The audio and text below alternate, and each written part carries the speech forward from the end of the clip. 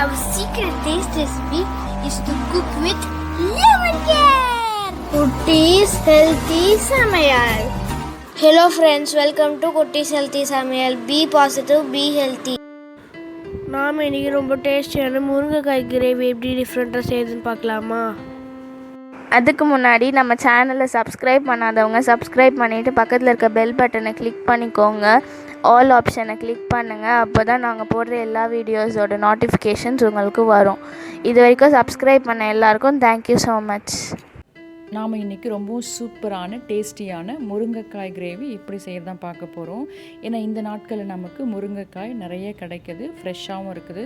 So இப்படி கிடைக்கிற time நம்ம இது போல் டிஃப்ரெண்ட்டாக செஞ்சு சாப்பிடும்போது எல்லாருமே விரும்பி சாப்பிடுவாங்க. ஸோ வீடியோ ஸ்கிப் பண்ணாமல் பாருங்கள், அப்போ தான் உங்களுக்கும் யூஸ்ஃபுல்லாக இருக்கும், எங்களுக்கும் அது சப்போர்ட்டிவாக இருக்கும்.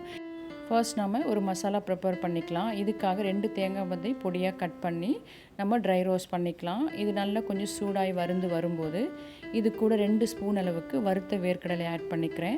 வறுக்காத வேர்க்கடலை ஆட் பண்ணிங்கன்னா கொஞ்ச நேரம் வறுத்துக்கோங்க. நான் வறுத்து தான் ஆட் பண்ணேன். ஸோ கொஞ்சம் சூடான பிறகு 2 ஸ்பூன் அளவுக்கு வெள்ளை எள்ளு ஆட் பண்ணிக்கிறேன். உங்கள்கிட்ட எந்த எள்ளு அவைலபிளாக இருக்கோ அதை ஆட் பண்ணிக்கலாம். அடுத்த இது கூடவே 2 ஸ்பூன் அளவுக்கு கசகசா ஆட் பண்ணிக்கிறேன். இது நல்லா நம்ம மிக்ஸ் பண்ணி விட்டு நல்லா சூடு ஏறட்டும். அடுத்ததாக இது கூடவே 1 ஸ்பூன் அளவுக்கு சீரகம் ஆட் பண்ணிக்கிறேன். அது கூடவே 1 ஸ்பூன் சோம்பு, 1/2 ஸ்பூன் மிளகு, 1 ஸ்பூன் மல்லி விதைகள் ஆட் பண்ணி நல்லா மிக்ஸ் பண்ணி நம்ம வறுத்தெடுத்துக்கலாம். இதெல்லாம் வறுக்கும்போது சிம்மில் வச்சு வறுத்துக்கலாம். அப்போ தீஞ்சி போகாமல் கலர் மாறாமல் இருக்கும். இது நல்லா வறுந்த பிறகு இது கூட கொஞ்சமாக நான் 2-3 பட்டைத்துண்டு, ஒரு 3 கிராம்பு, 1 ஏலக்காய் சேர்த்து நல்லா வறுத்துக்கலாம். நம்ம ஸ்பைசஸ் ஆட் பண்ணும்போது ரொம்ப தீ வச்சிட்டோம்னா தீஞ்சிரும், அப்போ நமக்கு கசக்கும் குழம்பு. ஸோ மசாலா ஆட் பண்ண பிறகு ஜஸ்ட் 1 நிமிஷம் மட்டும் நம்ம ரோஸ்ட் பண்ணி ஒரு பிளேட்டில் கொட்டி ஆற வச்சுக்கலாம். அது ஆறட்டும். இதுக்காக நான் 8 பல்லு பூண்டும் 2 துண்டு இஞ்சியும் ஆட் பண்ணி அது கூடவே நல்லா வதக்கி எடுத்துக்கிறேன்.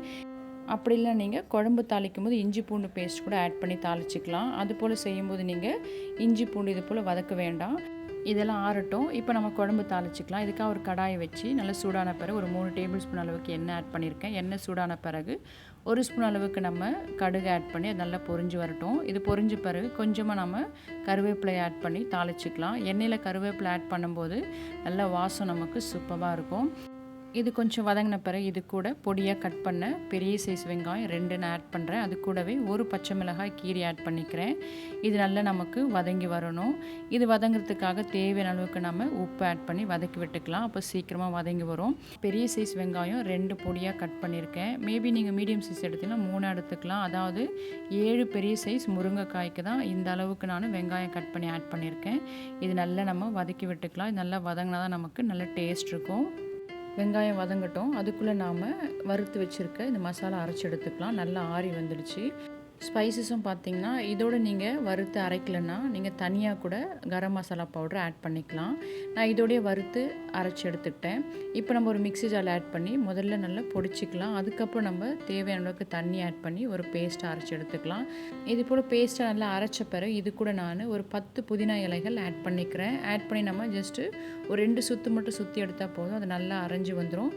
கடைசி ஆட் பண்ணி இது போல் 2 சுற்று மட்டும் நம்ம அரைச்சி எடுத்தோம்னா அதோடய ஃப்ளேவர் ரொம்ப சூப்பராக இருக்கும். முதலியே நம்ம எல்லா மசாலா பொருட்களும் சேர்த்து அரைச்சோம்னா அதோடய ஃப்ளேவர் அந்தளவுக்கு நமக்கு கிடைக்காது. அப்படி உங்களுக்கு புதினா ஃப்ளேவர் பிடிக்கலனா நீங்கள் இதை ஸ்கிப் பண்ணிக்கலாம். இப்போ பாருங்கள், நம்ம மசாலா பேஸ்ட் ரெடி ஆகிடுச்சு. இதை நம்ம ஒரு பவுலில் ட்ரான்ஸ்ஃபர் பண்ணிக்கலாம். நம்மளோட வெங்காயமும் சூப்பராக வதங்கி வந்துடுச்சு. இந்த ஸ்டேஜில் நான் 2 தக்காளி மிக்சியில் க்ரஷ் பண்ணி வச்சுருக்கேன். அதாவது ஒரே ஒரு சுற்று மட்டும் சுற்றி எடுத்துருக்கேன். இதை நம்ம ஆட் பண்ணி நல்லா வதக்கி விட்டுக்கலாம்.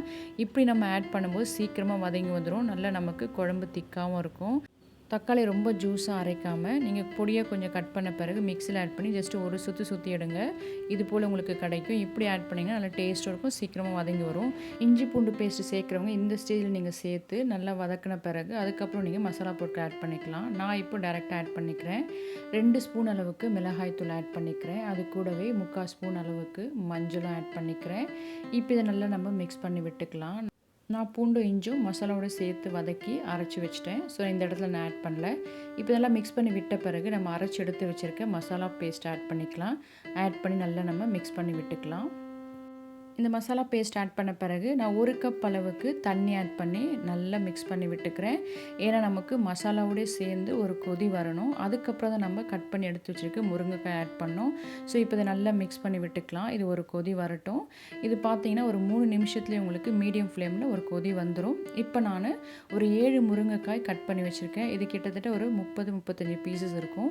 இதை நான் மசாலா பேஸ்ட்டோட ஆட் பண்ணி நல்லா மிக்ஸ் பண்ணி விட்டுக்கிறேன். முருங்கைக்காய் ஆட் பண்ண பிறகு உடனே தண்ணி ஆட் பண்ணக்கூடாது. அந்த மசாலாவோட சேர்த்து ஒரு 5 நிமிஷம் அளவுக்கு நீங்கள் வதக்கி விட்டிங்கன்னா அந்த மசாலாவோட ஃப்ளேவரும் டேஸ்ட்டும் முருங்கைக்காயில் இறங்கி டேஸ்ட் ரொம்ப சூப்பராக இருக்கும்.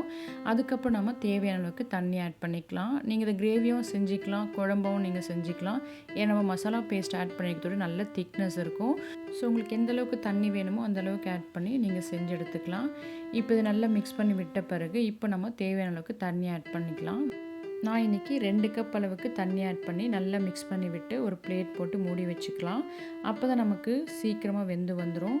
நான் இன்றைக்கி கிரேவியாக தான் செய்கிறேன். ஓப்பன் பண்ணி பார்க்கலாம். இப்போ பாருங்கள் நமக்கு சூப்பராக வந்துடுச்சு. இப்போ நான் இந்த ஸ்டேஜில் கொத்தமல்லி இலைகள் ஆட் பண்ணி ஸ்டவ் ஆஃப் பண்ணிக்கிறேன்.